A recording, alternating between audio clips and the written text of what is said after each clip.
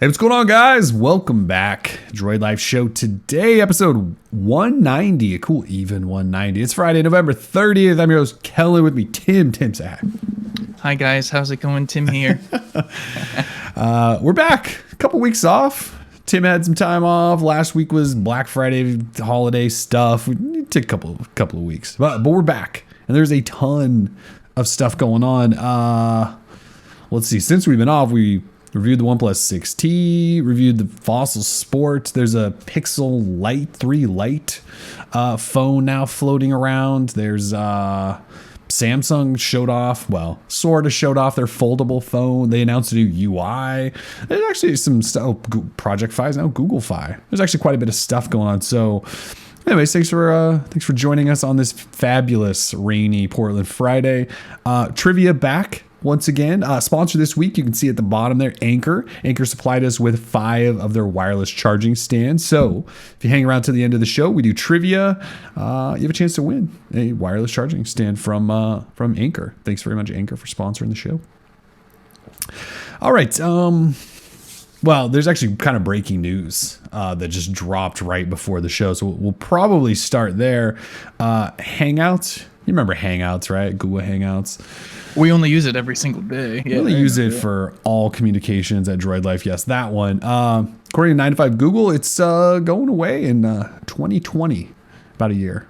Possibly a little bit longer, maybe.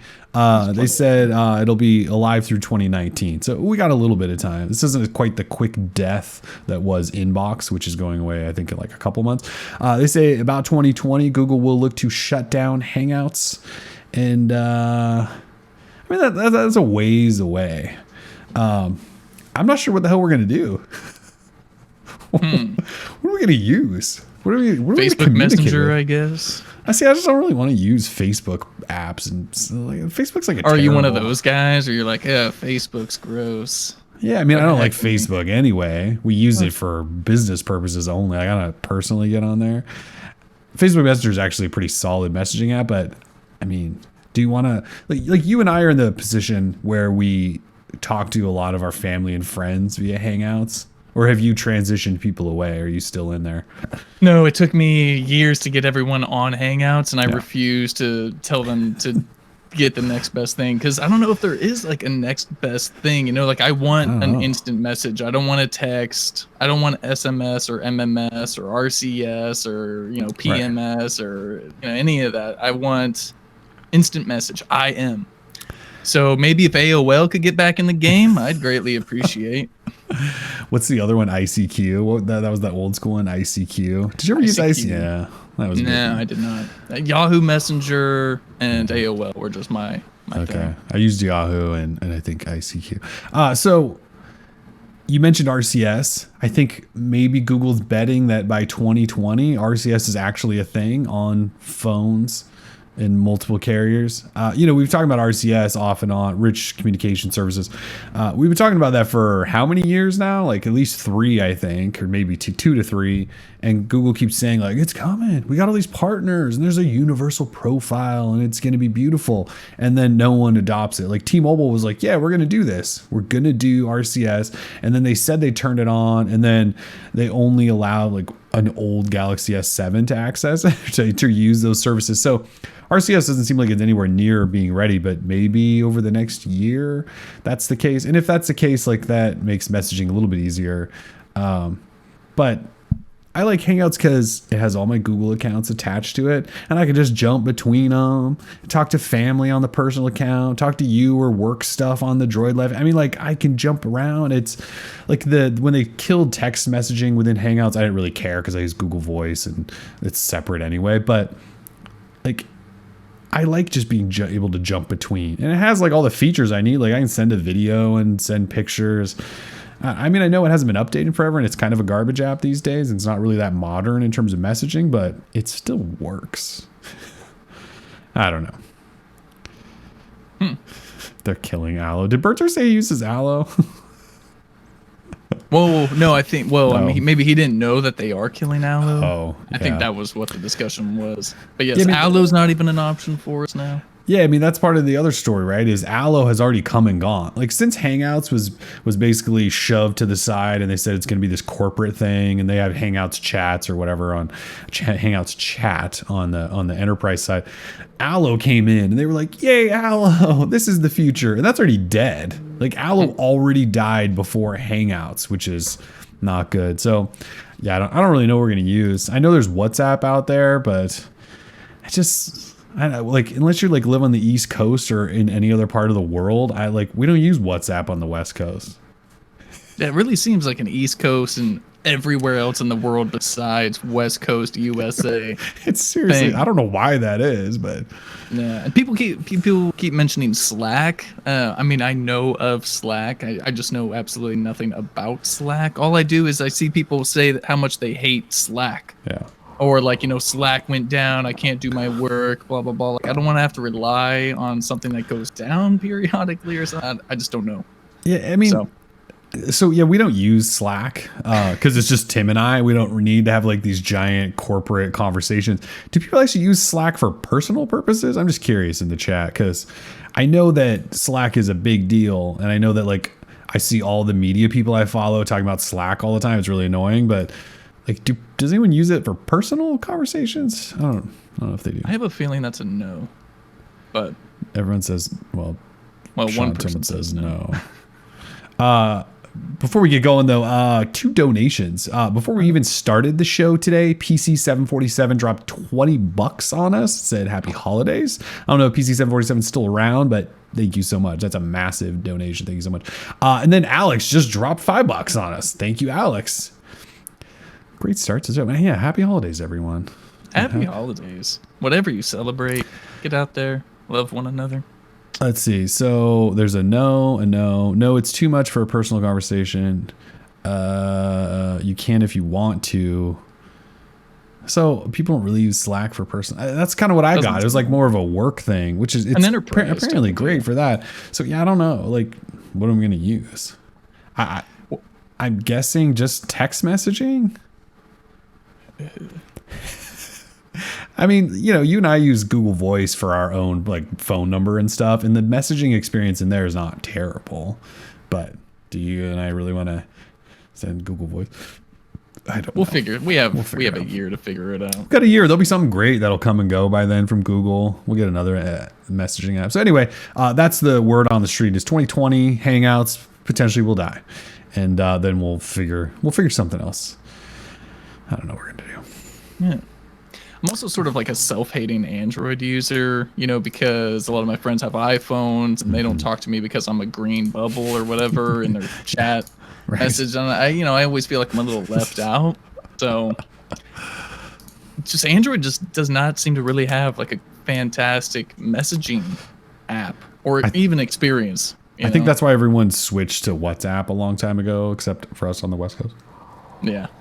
West Coast is the best coast. What can you say? Apparently not in terms of messaging platforms. We are not, but that's a good point. I don't know.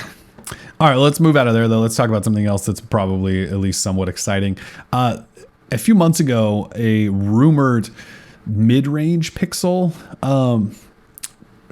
dropped. I guess I should just say the code name. What was it? It's not the actual phone that showed up this week. It was the other one. Oh, it was Benito. That's right. The guy should know his name, apologize, but he's from WinFuture. He said that there's a mid-range phone coming from Google under the codename Benito. And we said, okay, cool. Then like a week ago, I believe it was from the guys at Android Police, found another codename called Sargo. They did like an app teardown or something and found a codename called Sargo. So we had Benito and Sargo, and we went, oh, these could be new Pixel phones. And then the Russians showed up like a week ago. And you guys remember the Russians who had the Pixel 3 and 3 XL like 3 months early and did full reviews of them. The same guys showed up with a budgety looking Pixel 3, which they've dubbed Pixel 3 Lite. I can't imagine Google will call the phone the Pixel 3 Lite, by the way. But codename Sargo. So Sargo clearly is this mid-range phone. So they showed it off. It looks a lot like the normal Pixel 3. So it looks like this guy. It looks just like this, except maybe a little bit bigger chin, but even size-wise, kind of about the same shape and all of that. You know, a little bit bigger bezels. And then they dove in and looked at specs, and it has like an IPS display, a 5.56 IPS display at 1080p, Snapdragon 670, 32 gig storage, 4 gig RAM, 2915 milliampere battery, 12 megapixel rear camera, 8 megapixel front camera, rear fingerprint reader. It has a headphone jack, which is interesting. So it does indeed look like a mid-range Pixel. Then they posted, well, I shouldn't say, so RosetKed, I don't know if I'm saying that right. They're the ones that first outed it. And then like the next week, another, I think, Russian got a hold of probably that same phone, because they seem to pass the leak one around previously just between all of their like media friends in Russia. So then we got pictures of it compared to like a Pixel 3 XL, and I think even an iPhone 10 or something. And yeah, it just kind of looks like a Pixel 3. So, what do you think? Like, do we need a Pixel 3 mid-range-ish kind of phone? Like, I guess if you look at Apple, right, they have their really high-end stuff, and then they have this 10R phone, and then they have their old phones, which are kind of their mid-range ones at each year, right? They kind of get pushed aside. Do we need a Pixel 3 Lite? I suppose. I mean, that seems like Apple. I mean, Apple does it, and the 10R appears to be selling rather well, which shocks the hell out of me. I don't know why people would want the layman's iPhone with its Retina Liquid or Retina Crystal display, whatever marketing mumbo jumbo they made up for that phone. I guess it's cool if we can get more people. It's got to be affordable. If it can be like $500, 450, 550 max, it's got to be OnePlus pricing. You know, but you get that Google experience, right? I mean, I suppose that would be what Google's attempting to do. Maybe because it knows $700 and $800 is a lot of quiche for some people. So I'm fine with it being a thing.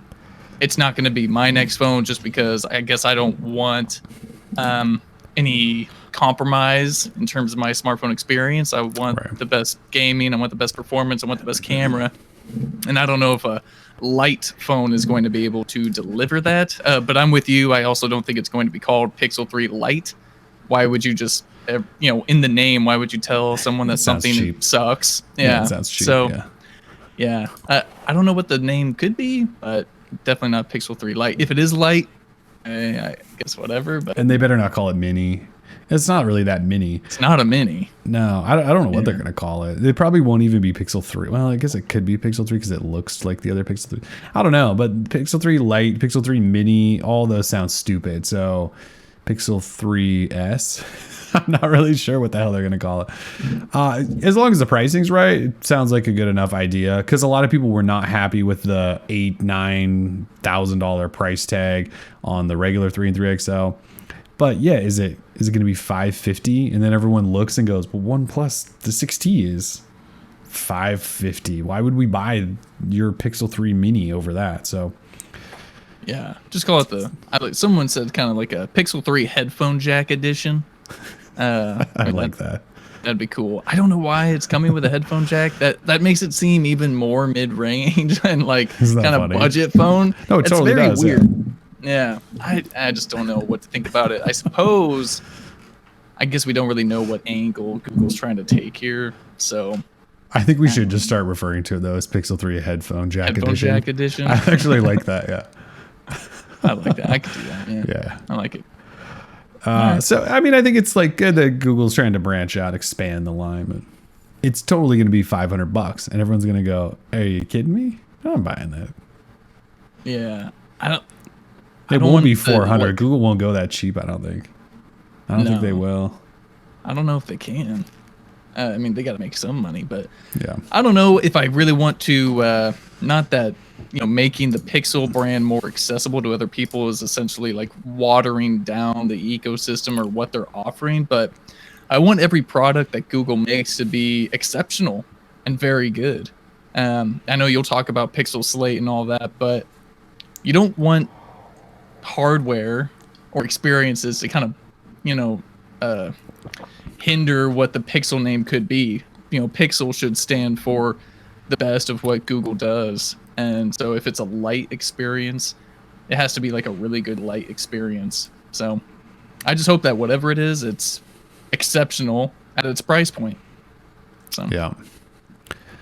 And that, you know, they need to get Pixel phones in more people's hands, it seems like, because still people I don't think are buying. I mean, people buy the Pixel phones, but certainly not like Samsung, you know, Samsung. or something like that. So I mean, I can't even imagine they're coming close to LG, whose sales are tanking. I can't even imagine they're close to those, but I don't know. Maybe they are. It's got to sell more than HTC. Mm-hmm. Yeah, that is definitely probably true. All right, so this Pixel 3 Lite thing, we don't really know much else. We have no idea when it's coming. We have no idea how much it'll cost, any of the anything. We just kind of know that it exists in prototype form and that the Russians have it.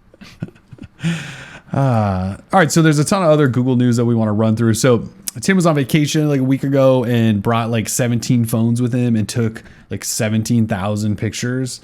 So he put together this massive kind of camera shootout with the Pixel 3 XL, OnePlus 6T, the red hydrogen one, Galaxy Note 9, and then the Mate 20 Pro. So basically all the best phones you could buy today, including with this little red phone tossed in there just for giggles. And so you can look at all these pictures, and what's crazy about it is you can see just such a drastic difference between the styles that each one takes. The post isn't about deciding or us deciding which photo is best. It's just like, look, these are the differences between the pictures that all these take. So if you have not looked at that yet, you should, because if you're looking for a new phone right now, he basically took all the phones you should be considering and the red phone.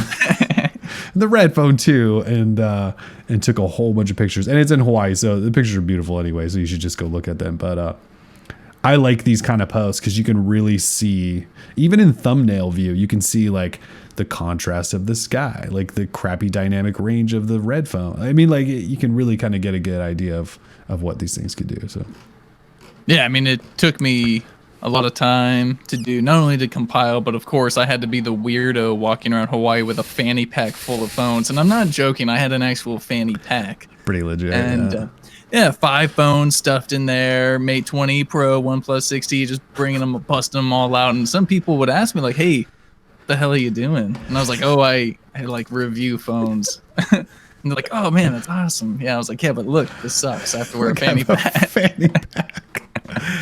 Oh, it's so fanny good. pack full of phones. But obviously some gorgeous sites, Black Sand Beach, Green Sand Beach, Kaka Falls, whole bunch of gorgeous stuff. So a lot of fun photos.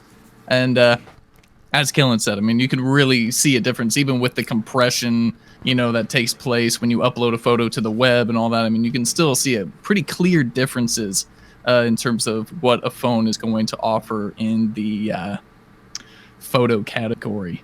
Tech Matters asking if there's a picture of the fanny pack. It's just a black fanny pack. It's nothing special. Is there a picture of... Was that a Droid Life branded fanny pack? Maybe that should be the next swag. Huh? Oh, man. I could rock a Droid Life fanny pack during CES. I would absolutely love that. So we'll look into this. Thank you. I love it. Pretty great. Yeah. In other news, since we've been off air, Google rolled out call screen and the night sight camera to all Pixel phones. So those were initially launch features of the Pixel 3. Now you can do call screen, which is screening calls, which is one of my favorite software features introduced in a long time. I love screening everyone because they're almost all spam calls. You can tell I dream that they're getting really mad and hanging up on me because I'm getting back at them with my auto call screen thing. But night sight is rolled out to all Pixel phones. It works a little bit differently depending on which phone you have. The best experience is obviously going to be on the Pixel 3 because it's built for that, and the Pixel chip. What the hell is it called? The camera chip. The visualization core. Pixel Visual Core. That's it. Yeah. Yeah. It's a big visualization. Yeah. The one in the 3 was built like with that in mind. Even though the Pixel 2 has a similar chip, I thought the same one, maybe not. It still works a little bit differently. So either way, you have night sight on all Pixel phones and still kind of works incredible no matter which one you're using. blows my mind. Yeah, it actually really does. I show it to people. I was at this, so my neighbor had like a pretty major surgery, and so they were kind of doing like a "go get him, boy" like a party. And I was talking to some people who I'd never met before at this party, and they were like, "What do you do?" And I was like, "Oh, I do this stuff." And they were like, "Okay, what phone should I buy?" Right? That's what they always ask, right? And I'm like, "Just buy." Yeah, just buy Google's phone.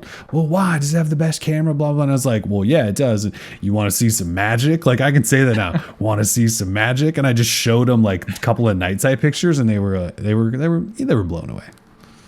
They couldn't. Like I said, I mean, it sort of transforms the landscape of mobile photography, man. You know, obviously I had night sight over in Hawaii, and the night sky in Hawaii is just so unlike anything that I feel like we have here, at least in portions of the mainland. And the first night I got there, it was a clear sky. You know, this is, November, so it's the beginning of the rainy season. But the first night was just incredible. You know, tons of stars, and you're able to take shots in the night light. The night sight really just kind of helps you bring out those stars and stuff. But then, of course, every other night was cloudy. Screwed my life. But I love night sight. I swear by it now. So it's crazy. It's one of those things that like you said, it kind of changes mobile photography a little bit, and everyone will copy them now, I'm sure, or try to. I hope so.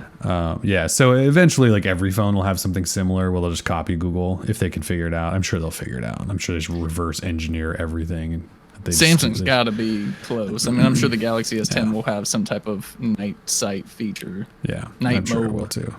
Yeah. So either way, call screen, night sight, both are readily available to everyone. If you haven't had those, update your phone app, update your camera app. Google Duplex, which was another thing shown off as coming soon during the Pixel 3 event, is sort of available, right? Google Duplex is the, ask Google to call and book you an appointment sort of thing. It's only in select cities.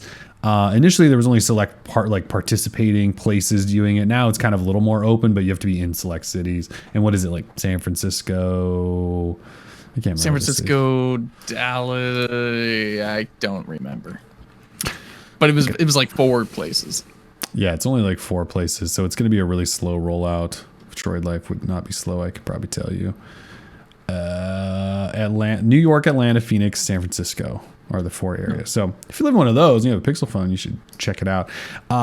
The guys at VentureBeat were the first to report that it's kind of readily available, and posted this video that it was them walking through it.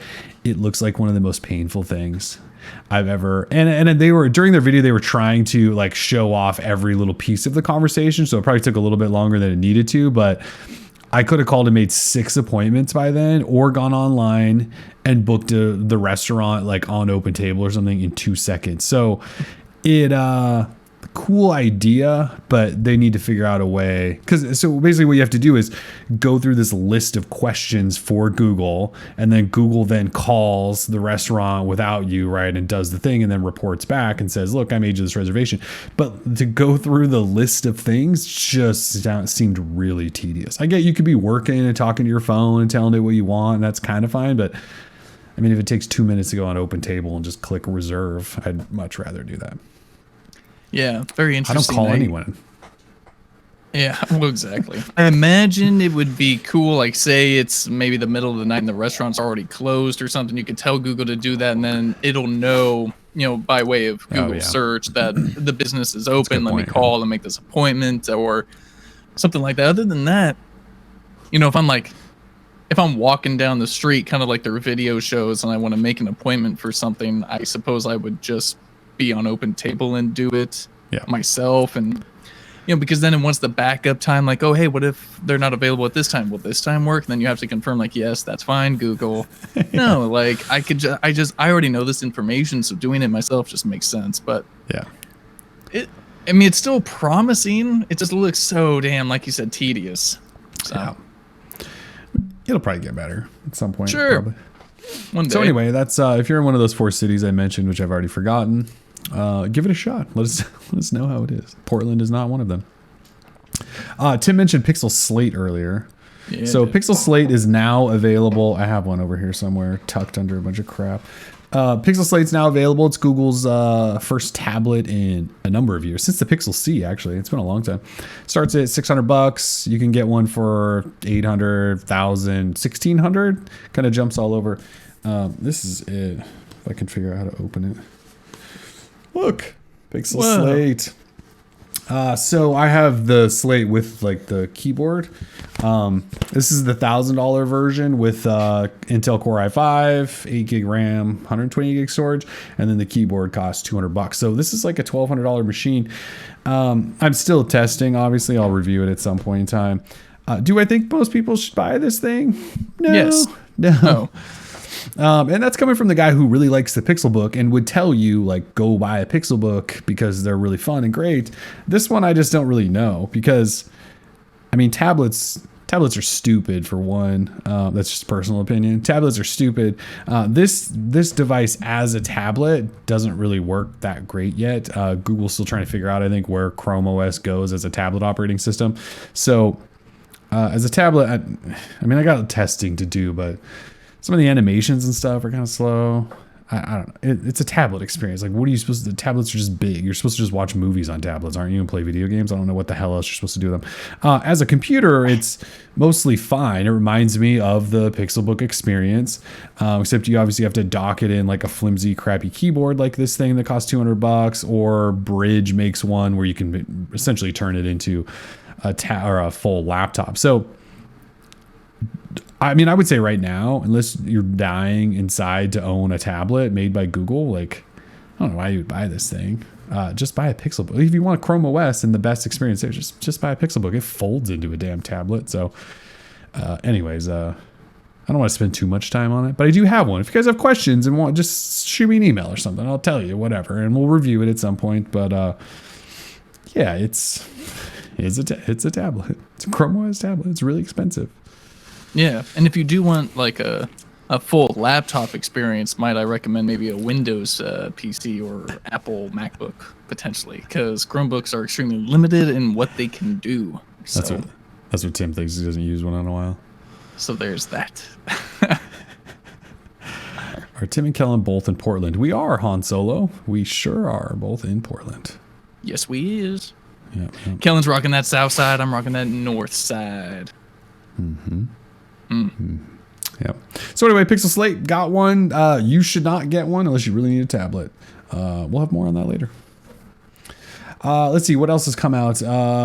Smart display updates in the last couple of weeks. So I'm really starting to enjoy the smart display. Can I just say that? I have a Lenovo smart display in the kitchen.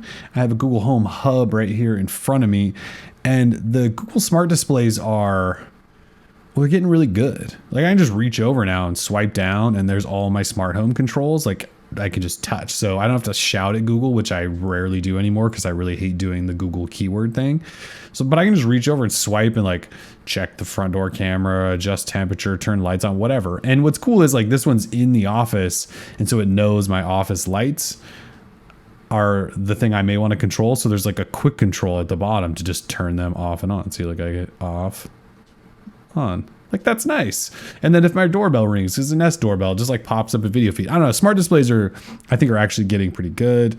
But this week they got quick alarms you can set now. You're going to be able to share photos. Like, if you're using it as a photo slideshow, which you should be, and you see one, you can say like, hey, blah, blah, send to this friend because this photo is cool or whatever. There's going to be a cookbook thing. You can store cookbooks. They changed the clock when the screen goes dark to being this big clock, which I like. Do like that. I don't know. They've just done a bunch of things that just keep making it better and better. And these things, well, if you were shopping over Black Friday weekend, you could have gotten one for a really good price. Like the 8-inch Lenovo was $100. Home Hub was $100. I think the 10-inch Lenovo might have been discounted too. The JBL, their LinkView speaker, which is probably the best audio experience, Verizon somehow had it $100 off, whereas everyone else only had it like $50 off. So these things are going to only be discounted probably more and more throughout the holidays. But I don't know. I like them. I'm a fan of them. I didn't think I would be a fan because I had the Echo Show for a while, and it was like the worst piece of technology I've used in a while. Waste of every space of whatever it was. Smart displays, though. I like them. I do like them. I just like that I can just have a library of photos going on my desk, and it's just, it's nice. Yeah, and I have the one here, and then I have one in the kitchen. So I got photos all over. Like I said, the one in the kitchen I use as my secondary TV because if my child wants to watch something and I want to watch like the Timbers go to the championship of MLS again, which they are again, I can do that in the kitchen. What sport are you even talking about? Oh, the Sockers. Atlanta, here we come. Oh, man. Your Twitter's too much because you'll tweet things with absolutely zero context. Like I feel like what was it, like Valerie or something, some name you tweeted out last night. I was like, what the hell is he even talking about? I was like, oh, Timbers are on. That's probably what he's yelling about. Yeah, I was screaming on Twitter about the Timbers, which is always fun. That's the best thing about Twitter is like people live in their own world and they think that anyone else knows or gives 1 ounce of shit about their world. And so they tweet stuff and like you just said, you're like, what are you talking about? Like, but if I was doing that, cause I think the Cowboys and Saints played last night. If I was doing that about like them, everyone would have been like, oh, Cohen's watching football. But no, I'm the weird guy shouting about soccer in the US. Yeah. That's cool though. Like we all got our things, right? Yeah. It's good to be an individual. So also LG announced their smart display finally. It is it's called the X Boom. Droid Life is like struggling to load. It could be like this Windows boot camp I have running. I'm not really sure. I was going to tell you the actual name of it. It's like the LG X Boom AI. Oh, it's the ThinQ WK9. No, it has like a much longer name than that. X Boom AI ThinQ WK9 smart. Oh yeah. Display. Yeah, that sounds about right. Yeah. I don't know, we'll just call it the X Boom. Anyways, it's available and it's I think it's already discounted, isn't it? At least it was. I want to know because Droid Life isn't loading for me either. So we wrote up the Hangout story and the world is like crashing. Everyone's like, crashing down. No. That's totally what's going on. There's a little bit of a flood of traffic on the site right now. All right. Anyway, so the X Boom AI ThinQ WK whatever. Yeah. Looks great. It sounds like a radio station. Yeah. I cannot believe they named it that. Yeah. Well, that's LG. I mean, what was that watch they just announced and then discontinued after 2 days? Well, okay, we got to talk about this watch for a second. All right. So you guys know that LG announced the Watch W7. That was at the V40, I think. The V40 ThinQ, speaking of terrible names. The V40 ThinQ unveiling. They showed off this watch called the W7. It was the hybrid watch. We've talked about it on the show. It was the hybrid one with the actual mechanical hands. And it sounded like a good idea, except it was $450, no NFC, no heart rate, no GPS. So it didn't have any of the extra stuff. It was just this watch with mechanical hands, and it's pretty big too. And it costs $450. It doesn't even run the new Snapdragon Wear 3100, right? So it's like there's nothing about it that should be $450. So we all kind of laugh at it shortly after they show it off because like the hands they're in the way of everything you're doing. And so everyone kind of clowned on it kind of early, but the weird thing is LG just went silent on it. And so a few weeks went by and we just randomly started talking about it. I just ran over to Best Buy's website, looked it up, and there it was. Like you could buy it and no one had reviewed it. Tim had asked for a review unit and they just like, were like, I don't even remember what they said. They just didn't get back to you or something. They just said we don't have units. Yeah. So there was no review units. No one, like no publication has reviewed this thing, but you could buy it at Best Buy and it was $450. And we were close because we kind of wanted to get it in house to see how bad it really was. And we said, it's probably not worth it. So then Black Friday rolls around and they just drop $200 off the thing. You can get it for $250. I think you can still, I think I looked the other day, it's still $200 off. And there's like 4 reviews at Best Buy. And one of them says, I think, this is the best watch ever. And the other 3 say exactly what we thought. It's really expensive. The experience is terrible because the hands are in the way. One of the guys said when you use it with a different watch face that doesn't come on it, you get the digital hands like floating behind the mechanical hands because the watch faces don't know there's mechanical hands, right? So the reviews they're pretty brutal. But we think we have one coming now, right? According to our PR rep at LG, we should have one next week, and we will be doing the shortest review ever. I cannot wait. can't wait. And yeah, and just to confirm, it is $250 across the web. They slashed the price on eBay, Reed's Jewelry, Best Buy, and wherever I guess you can buy the thing. So, yeah. The Watch, what is it? The Watch W7? Watch W7, Dub 7. It's just a very odd launch because you don't see often where a company unveils something. And this thing's been in the works for a while. We saw it hit the FCC like in May, I think, and it finally arrived in October or whenever that was. And then to have them not like even acknowledge that it's available, I think it's pretty obvious they realized it was a massive mistake. I just want to know how they get from here's this concept, and the first time they boot software on this concept, somebody doesn't go, that's not great. That's not going to work. The hands are in the way. Like, how did no one say we probably shouldn't do this? Yeah, I feel that we, though, maybe as the media, the bloggers, the fake news, we need to take responsibility for this disaster. Because when we were talking about hybrid watches, a watch that was digital along with mechanical hands, we were like, oh man, that would be so awesome. Like the hybrid watches are coming.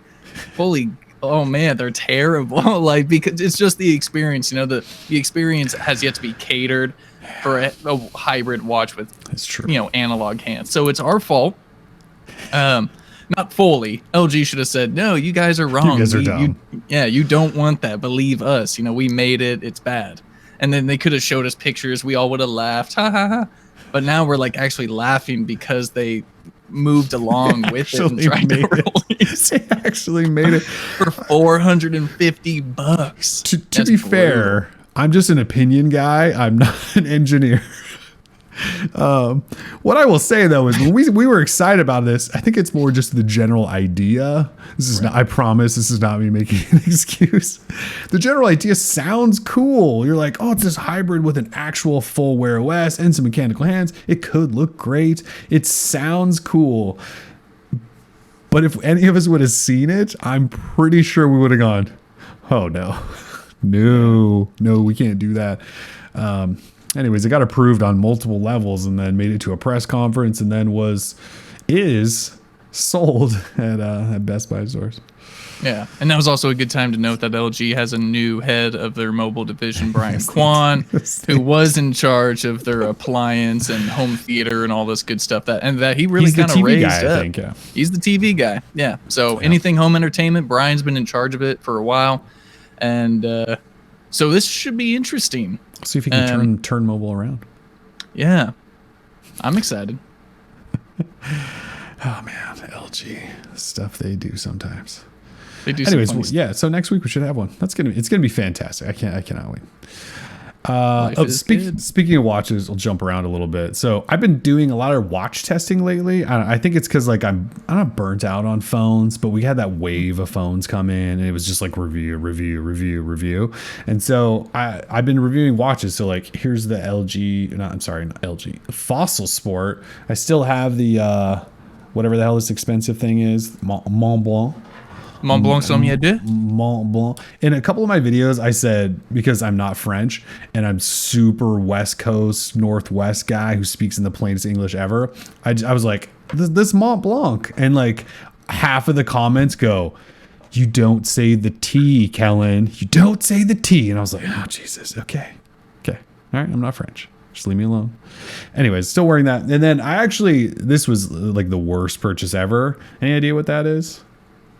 Looks nice. What? The watch? Yeah. Do I know what that is? Yeah. Oh, is that a Galaxy watch? It's totally the Galaxy watch. I put my own band on it, but yeah. So I picked up. It's like a canvasy material. Oh, okay. Yeah. So yeah, been testing watches. So first of all, let me trash on the Galaxy Watch for a second. I hadn't used a Samsung watch in a while, so I picked this one up. Size is right. It says the battery's good. It's got a good display, the specs, whatever. I think I stopped wearing it in about a day because I went, why do people like these? They don't really work that well with Android. Well, because they don't run Android. It's Tizen. The notification experience is really, really bad on these. Like they pop up in this page over to the left. And because I wasn't using Gmail because I use Inbox, I wasn't getting notifications initially. I had to go in and turn notifications on for inbox because it's built to use like Samsung Mail and Gmail. So I didn't get that. And you can't, like quick archive, from the watch because it's inbox and they don't know what to do with that. So that sucks. The watch faces look great though. Like it's funny because on this thing, it's got the Snapdragon 3100 and Qualcomm was talking about all the colors that show through and all of that stuff, right? Well, Samsung's been doing that for like a long, turn on, buddy. Samsung's been doing that for a long time. Like their displays show full color, like their watch faces look really nice at all times and stuff even when they're in always on display mode. So it's kind of funny that Qualcomm's doing it. But anyways, like the experience here, I did not like it. And I've complained before about there being no apps available. That still stands. Like they've added some running and apps like that, like Strava's on here finally. And I think Endomondo and some of those. But there's no Google apps. Like if you get one of these watches, you don't have access to Google Keep. You don't have obviously the Google Assistant. You don't have Google Maps. You don't have any of those Google apps. They don't make them. So if you go into the Samsung Galaxy Watch App Store, it's just a bunch of people making third-party like Google Maps navigation apps and other garbage like that. So yeah, these I don't like this watch at all. I seriously wore it for like a day and a half, and this is not. And the battery life on it was like a day, and it's supposed to get 2 to 3 days. I got like a day. Same thing as Wear OS. I don't know what the hell people are smoking. You're such a hater. I am such a hater. Okay, but anyway, so Fossil Sport reviewed this thing. I know this got some hype because price was right. It has a Snapdragon Wear 3100, NFC, and heart rate, and GPS, and all that stuff. And again, the price wasn't bad. And then over Black Friday, you could get it for 30% off. You get this thing for like $180. It's probably worth about $180. I don't know what I would tell people to go pay $250 for this thing. It's like the plastickiest smartwatch ever, which that's not a terrible thing. Like workout watches, you don't necessarily want them to be big and heavy and bulky, but it's a sport watch. It definitely feels kind of cheap. It looks nice. I mean, like the shape and design wise, like it's pretty simple and minimal. But performance, like not great. It's got the new processor, which doesn't mean anything.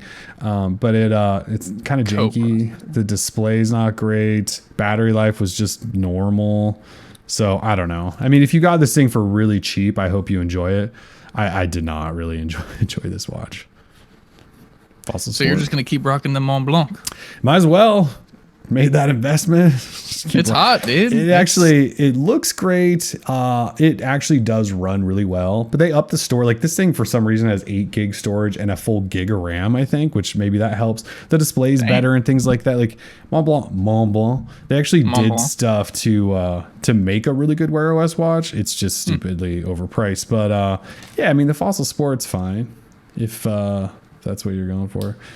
I don't know. Wear OS is such a disaster. The Android Wear, I should say the Android wearable ecosystem it's not good. It's not good. It's a disaster. Yeah, we thought it was coming back with the help of Qualcomm, but that's Google's problem. I've been meaning to write a story about this for like 3 weeks now. The problem is that Google is relying on Qualcomm to keep the platform and to push it forward. And Qualcomm has shown that they do not care that much. I mean, they spent 2 years supposedly working on a new chip, which wasn't a new chip. Like they unveiled the 3100 and we were getting really excited about it. And then it's just the 2100 with a coprocessor. Like that's it. And the coprocessor isn't even being used yet because the sport mode that we're supposed to get to make it last really long so you can go run an ultra marathon, that's not even here. Like that's a software thing I think Google maybe has to do. So that's not here. The other big thing was the colors and displays. Like, come on. Like I said, Samsung's been doing that for a while. And then the other thing is the watch only mode. And I think I've talked about this, but who wants to turn their smartwatch into a dumb watch just to make it last for a week? Just buy a dumb watch. It looks better than a smartwatch. It's just, yeah, the state of Android and smartwatches is not great. We need a Pixel Watch. We need a Pixel Watch, but not with current stuff. Like this Snapdragon Wear 3100 is such a bust. There's nothing special. Yeah, there's nothing special about it. And that's probably why Google went, yeah, we're going to skip another year because the tech still isn't there to make a good watch. The problem is who else is going to make it? Intel was making wearable chipsets for a while. Like I remember the original Tag Heuer watch that I reviewed was the best. Yeah, it was the best performing Wear OS watch. It probably still is. It ran an Intel chip. But I don't know if they're making them anymore. They probably don't care. They're just making LTE stuff for Apple at this point, I think. I mean, you know, maybe somebody like MediaTek could come in and be the wearable guy. I have no idea. But Qualcomm clearly is not the one. They spent 2 years making nothing. It's got a coprocessor. Yeah. Well, we talk about, you know, our smartwatches need to have GPS, NFC, all this good stuff, heart rate monitors, while Apple continues to just show everyone how it's done. They've got EKGs and it's ridiculousness. I mean, it's just like, you know, I don't really care for the look of the Apple Watch and right, I don't either, and or like the actual experience itself, but like if you're gonna do it, that seems like the way you should do it. Like Apple seems to at least know how to sell a watch, so I don't know. Like you say, it's all bad.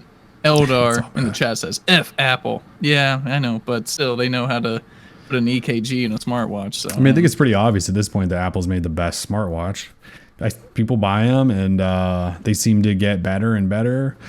You know, they're not doing 5-day battery life. They're doing 1-day battery life, just like Wear OS is, but they're improving performance and making new chips and all sorts of stuff. Whereas these things are still running like 3-year-old Qualcomm leftovers.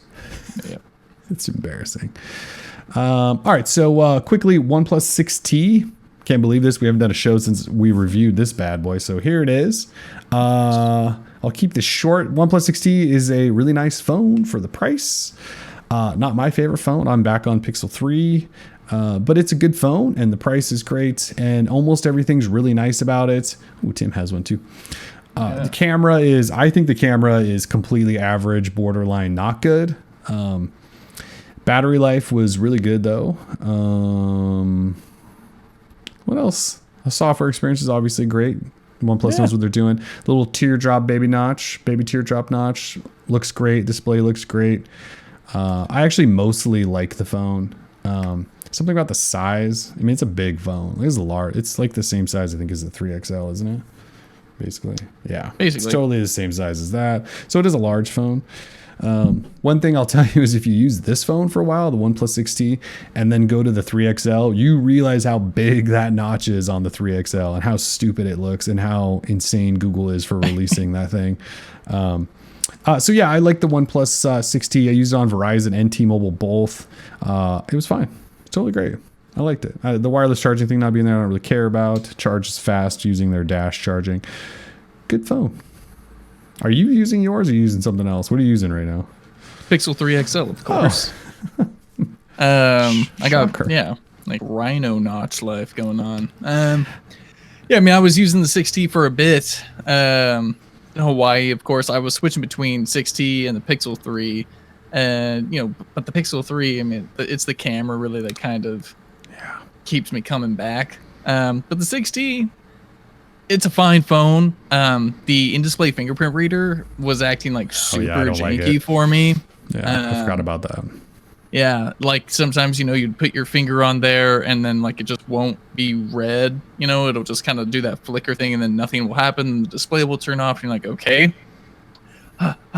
You know, wipe off my finger, make sure it's like legible. I got Cheeto grease on it. It's kind of ridiculous, but for the most part, when everything's clean, when the screen is clean and your finger's clean, like, and it can unlock in like about a second. Like, I don't know if it's there yet. You know, we've heard this is an optical reader, and we've heard that maybe the new phones next year will have an ultrasonic from Samsung, and like that's the way to do it. You know, I mean, that should be super fast. It won't matter if your fingers got that gunk on it. Like, it'll just be a better experience. So props to OnePlus for trying something new, but it's not great, but it's not too bad.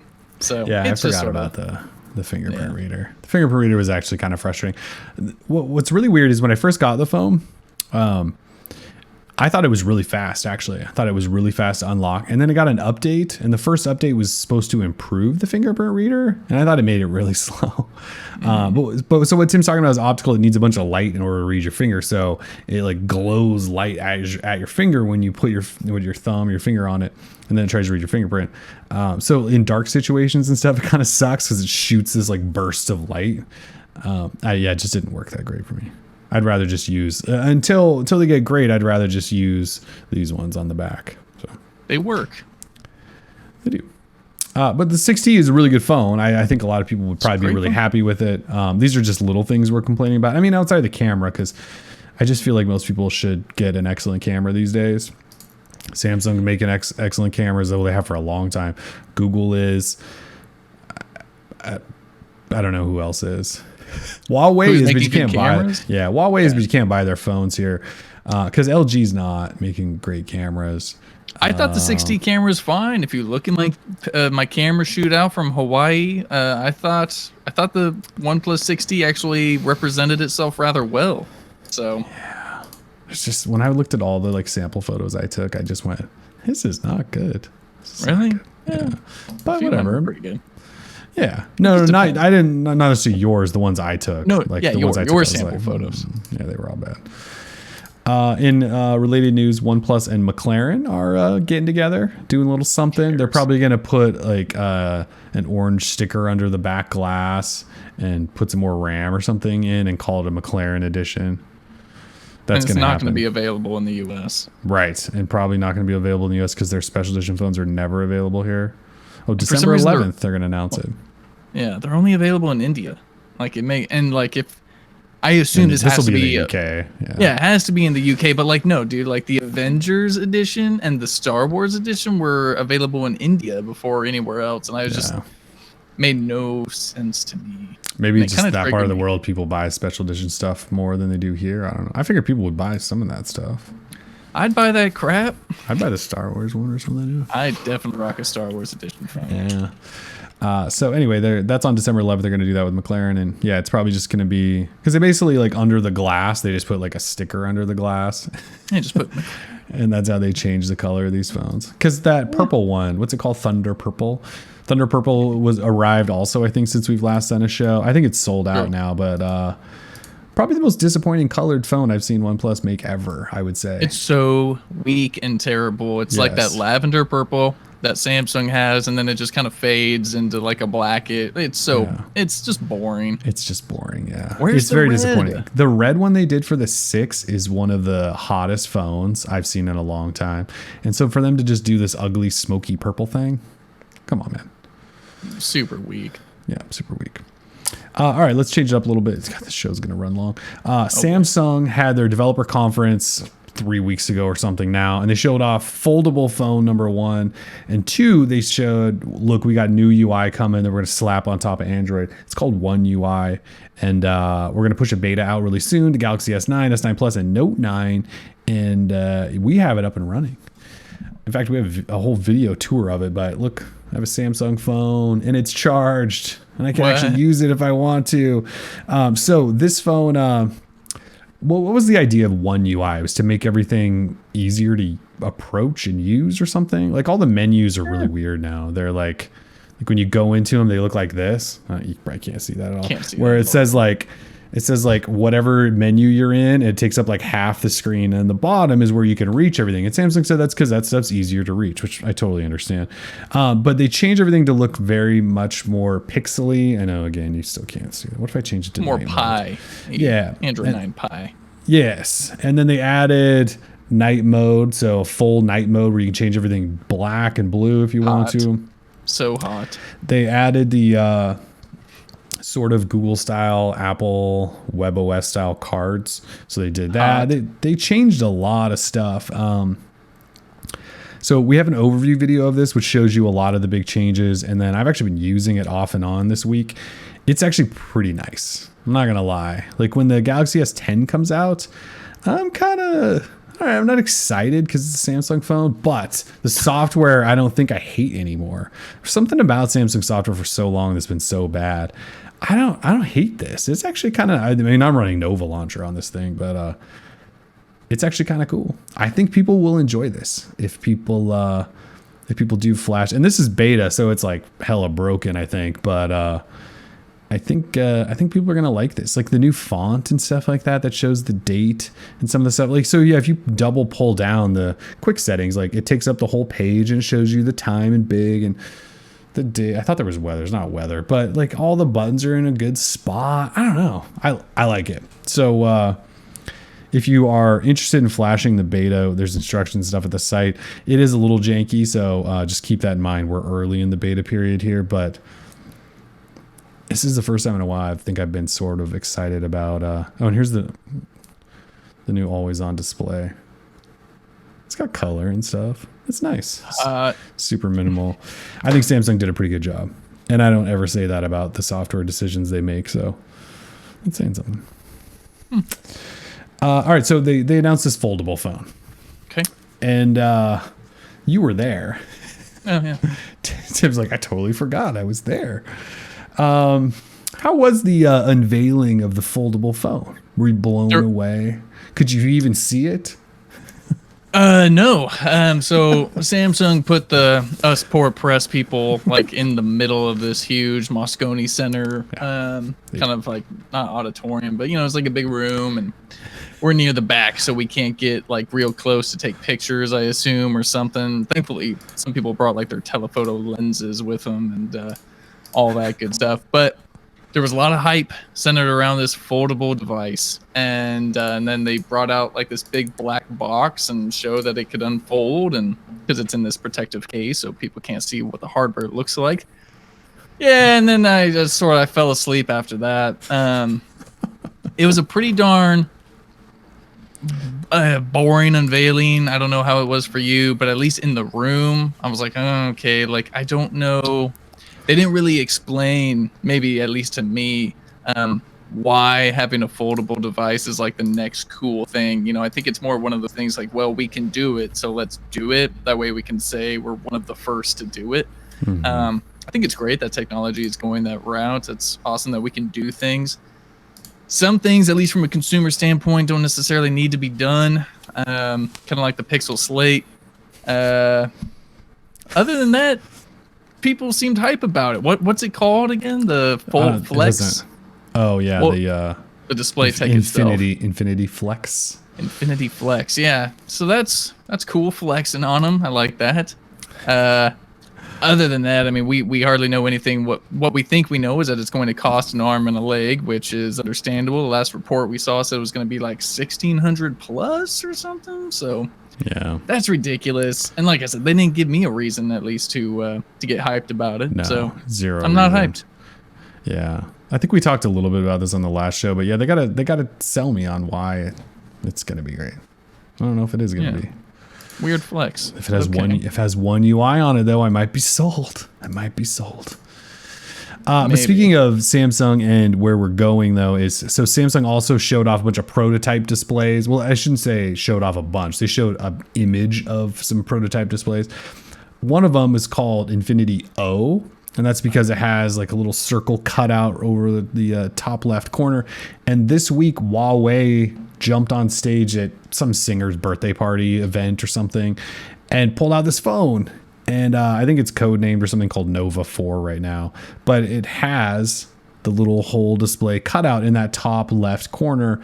And so full display, just a little hole cutout. It's kind of a preview maybe for what the Galaxy S10 might look like, because the Galaxy S10 is supposed to rumored to have this little cutout.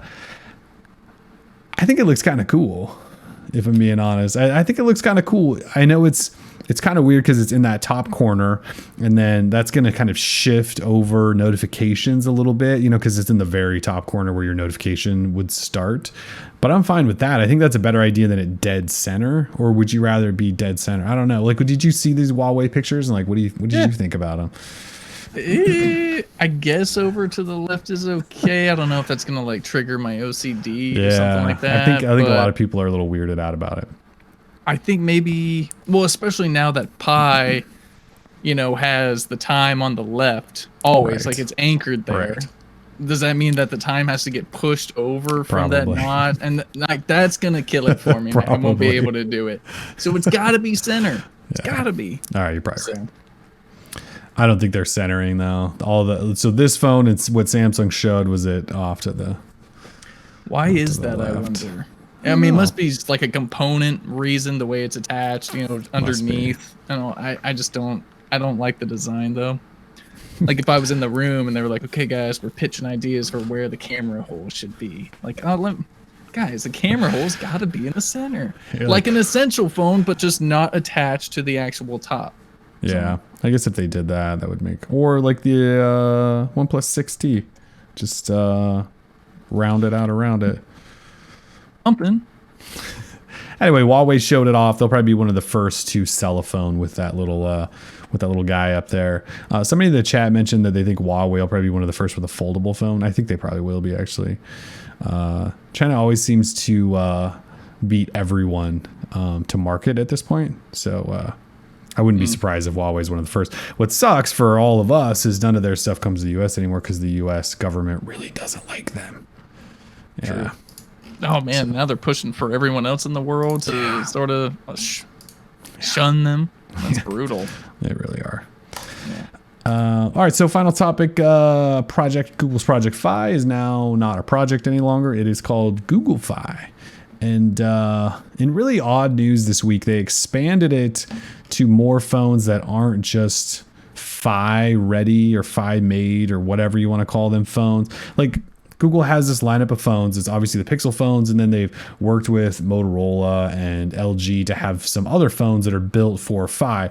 And the reason they're built for Fi is so they can take advantage of the full Fi experience, which is using T-Mobile, Sprint, and US Cellular's networks, as well as public Wi-Fi, and using their VPN service and some other stuff. And so you get this like ever-changing experience through your cell phone where you're always supposedly on the best connection available. And that's cool. That's kind of the selling point of Fi. I mean, the plan is semi-cheap and you get unlimited data for, up to $80 or whatever. But so this week they announced that most Android phones work on it now and most iPhones. And the problem there is they don't get the Fi experience. You only get T-Mobile as far as I know. You don't get the carrier switching. You don't get the VPN and the other fast Wi-Fi to cellular switching stuff that Fi phones do. So you're basically just signing up for T-Mobile prepaid. Which is bad. Like, at least when you consider what you could get with an actual plan from T-Mobile. Right. I don't know that it's that good of a deal. I guess if your usage varies all the time, because Google Fi is very much pay as you use kind of thing. Like you pay a flat, what is it, $20 up front for like the phone number and texting and stuff. And then you pay data after that, like $10 per gig up to $80. So if you're only using a couple gigs, like maybe you're only spending $40, but T-Mobile's got to have a plan, or Cricket Wireless. One of those has got to have a plan that's $45 and unlimited data or something. So I just don't know that it makes that much sense. If you travel a lot, it works well internationally, but I don't know if it does if you're not using a Fi phone. It's a weird move. I thought they were going to announce that all of a sudden their technology works on like all these phones, the switching stuff, but it clearly does not. So, anyone in the chat going to switch to Google Fi with their non-Fi phone? I would probably use Google Fi if I didn't use Google Voice. I know you and I talk about Google Voice a lot, and I don't know if anyone knows or cares much about Google Voice, but we're like locked into Google Voice because it controls our main phone number. And if you take Google Voice phone number and try to go to Fi, they don't work together. So you have to give Fi your phone number and it screws everything up. But I would probably use Fi if somehow I could get Voice to work with it, because it is kind of cool, the switching stuff. The app's really slick. You have support ready, whatever. But it's not a bad service. It's just not for me. Yeah, it just doesn't work for you. That's for sure. Yeah. All right, cool. Should we do trivia? Yeah, let's break it down for some trivia. Should we do trivia? All right. It's a DL Show trivia time. Thanks for sticking around with us for the entire show. So if you're new, yes, the lights. Now we're good. So end of every show, we do DL trivia, 5 questions. We give 5 people prizes. So you can only win once. And So 5 people, 5 questions. Yeah, you can only win once per show, I should say. You can win every show if you want. Some people do. But what we do is we ask a question, and if you're watching live and you're on YouTube, you just type the answer as fast as you can into the chat. And if you answer first correctly, you win.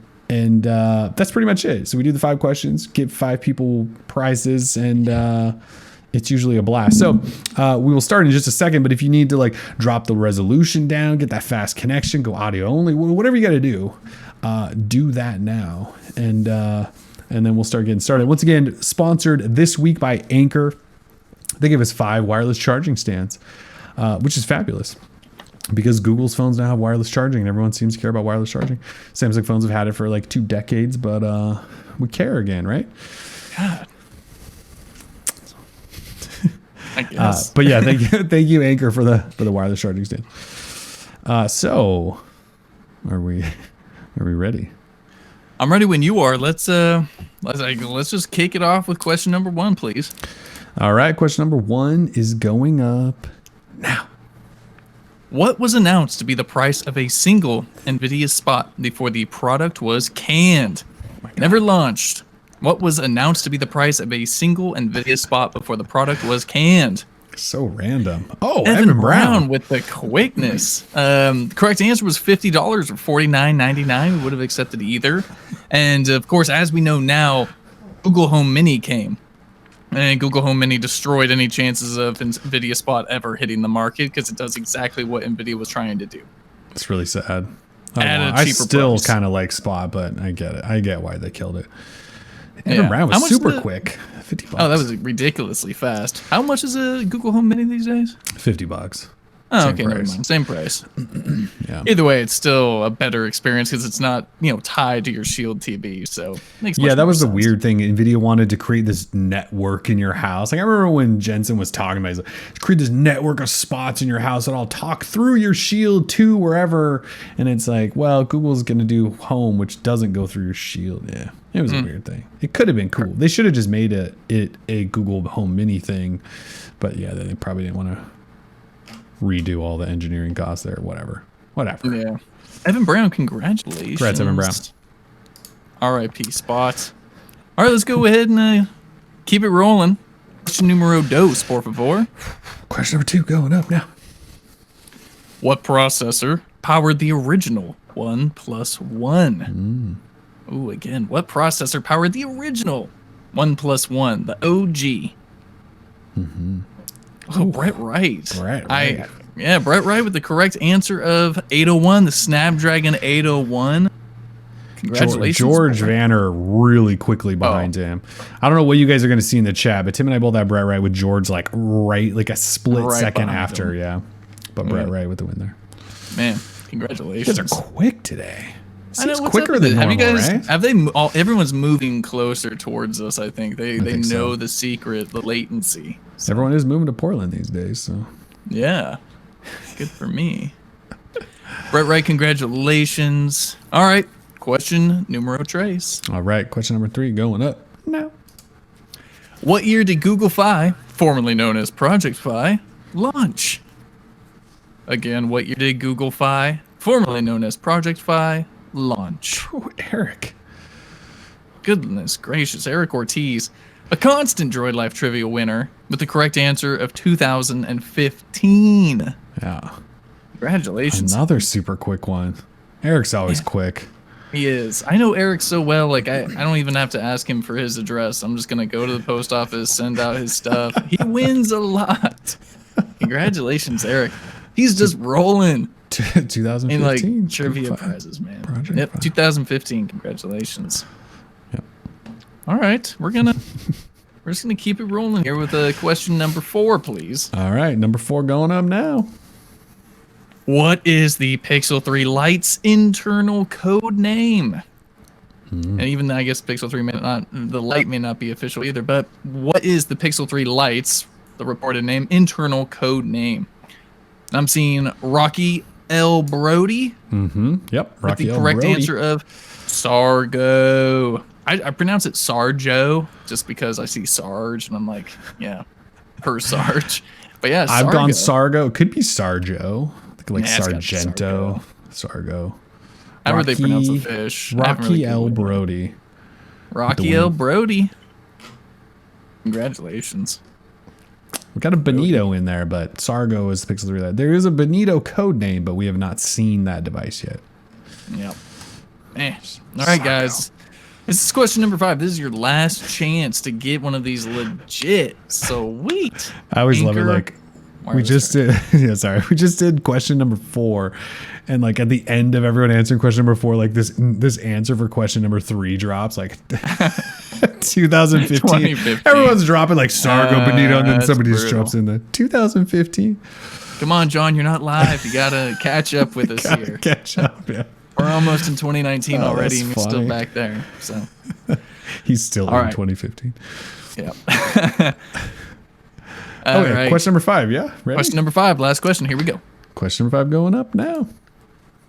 What version of Android was introduced at Google I/O 2012? Again, what version of Android was introduced at Google I/O 2012? We'll take a few different kind of answers here. You can answer this a few different ways. So we will accept a few things. I'm looking. Oh, goodness gracious. I'm not seeing the correct answer yet. There we go. Brandon? Jackson. Oh, you got Jackson. Let me make sure. I don't want to. Brandon. I don't even see Brandon. I see Brandon Fisher with jelly beans. Is that what you're looking for? Is jelly bean? That is what I'm looking for. I see Brandon Fisher with jelly bean. Man. It's just the chat just took off. Oh, yeah. I see Brandon Fisher with jelly bean. All right. Got that? Yeah? Yes, that's what I got. Woo! Yeah, I missed it. That's how quick it was. I just scrolled Brandon Fisher with jelly bean. Brandon Fisher with jelly bean. Goodness gracious. You guys really kind of reined in there for a second. Yeah, that just exploded the chat for a second there. Sorry about that. But yes, Brandon Fisher was the winner there. Jelly bean. Yes, Android 4.1 jelly bean. A lot of incorrect answers in there. I'm just really kind of disappointed in some of you guys.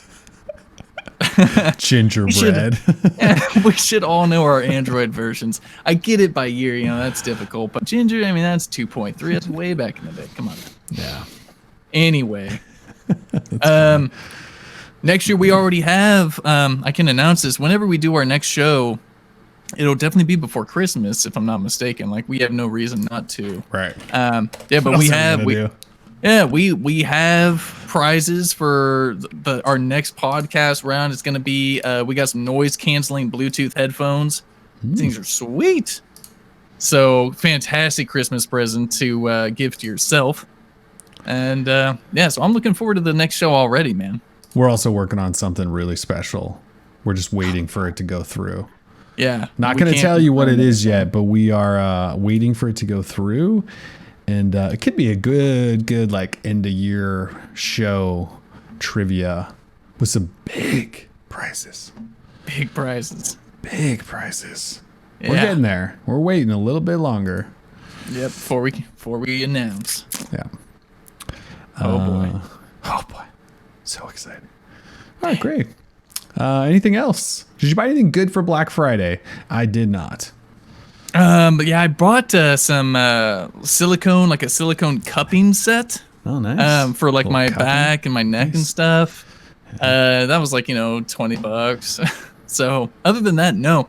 I was thinking about maybe getting one of those Instant Pots. Instant Pots are all the rage right now, those, even though they've been around for 50 years. But right.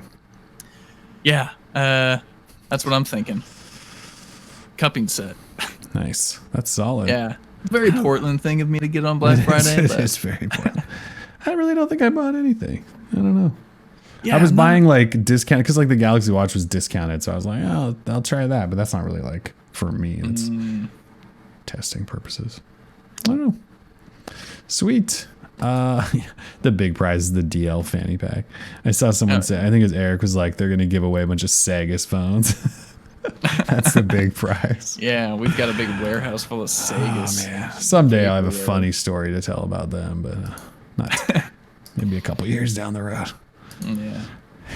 Well, thank you all so much for joining. It was a lovely Friday. It was a lovely Friday show. It's good to be back. It really Thanks, is. Thanks PC747 and Alex for the donations too, by the way. Thanks everyone for showing up, hanging out with us again. Good show. Yeah, we should be back next week. Yeah, I mean, it's holiday season. I feel like we need to, just so we can give away all the goodies for the holidays. I'm fine with that. Yeah, I think I'm good with that too. Oh, duh. Yeah. Tim needs to put his email in the chat, so you winners. Sorry, I just sort of left you guys hanging totally hard right there. Hopefully everyone's still most in of you the guys chat. anyway. But yeah, so if you won trivia, please email me, tim@droid-life.com, and we'll get your identity all sorted. And we're not going to pull a Marriott over here. We're not going to leak your socials and your passport numbers. We're going to get you those prizes. I've got them actually sitting right behind me, so they're ready to roll. And just like that, Nick Fisher with the $5 dono bomb. Woo! Thank you, Nick. Thank you, Nick. You are the real MVP. And thank you, Brandon, for the reminder on the email. Yeah, seriously. I was just about to log off and be like, peace, I'm gone. Yes, email Tim. Man. If you won, email Tim. He will get you your prize. Classic Tim. Forgetful as always. Awesome. All right, everybody, have a fabulous weekend. Be safe out there. We're Droid Life. Peace. Peace.